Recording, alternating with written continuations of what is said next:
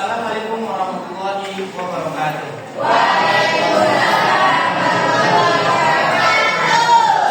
Gimana kabarnya ini anak-anak? Sebelum kita mulai pelajaran, ya, Pak Guru akan absen dulu. Ya. Al-Bini, Anang, Karina, Kirana, Zainul. Oke.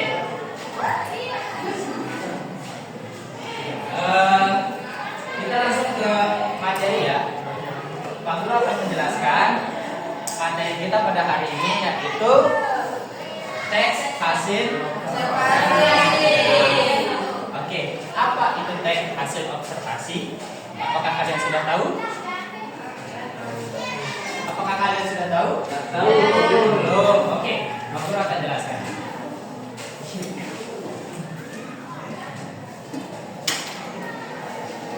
Oke, teks laporan hasil observasi ini adalah teks yang menyajikan suatu hal yang dimana hal tersebut adalah kenyataan, ya.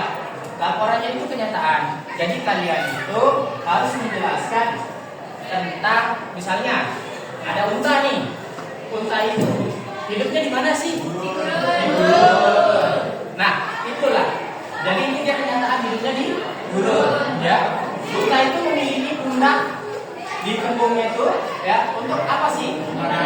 Nah, itulah teks laporan hasil observasi, menyampaikan kenyataan apa yang terjadi di sekitar, contohnya benda, alam, tidaklah alam, ya. Misalnya gempa bumi terjadi karena apa? Pergeseran bumi. Oke, ya, itu pengertian dari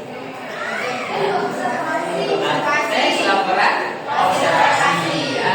Nah, ciri-cirinya itu ada 4 ciri. Nah, ciri-ciri laporan hasil observasi yaitu 1, ya, bersifat subjektif.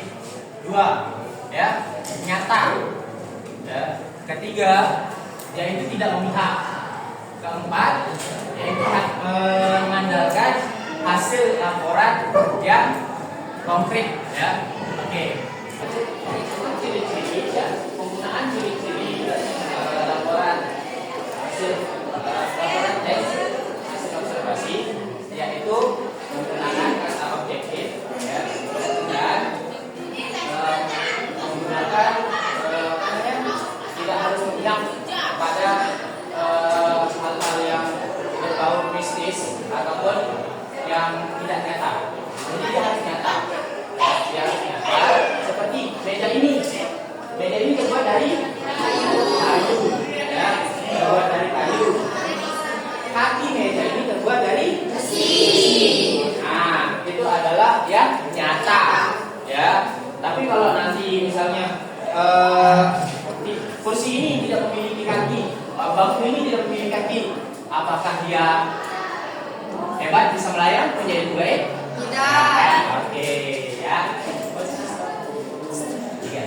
Oke, sampai di sini sudah jelas semua apa yang Pak Guru sampaikan? Jelas. Yakin sudah jelas? Yakin. Kalau begitu sekarang Pak Guru akan bertanya kepada salah satu siswa yang bisa menjawab, angkat tangan, ya.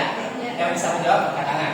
Pertanyaannya adalah, apa tujuan utama dari teks laporan hasil observasi? Oke, silakan dijawab.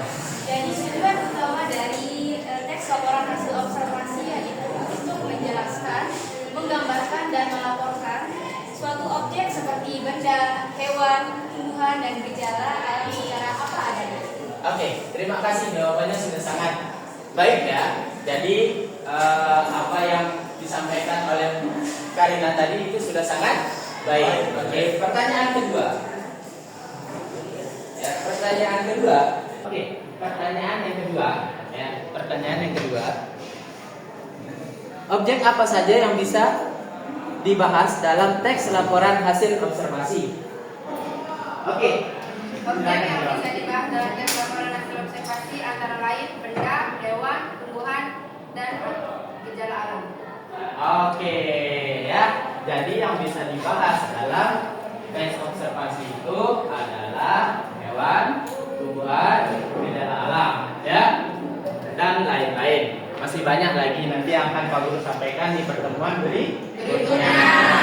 Oke, sampai di sini, ya. Sebelum kita tutup pembelajaran, marilah kita berdoa, ya.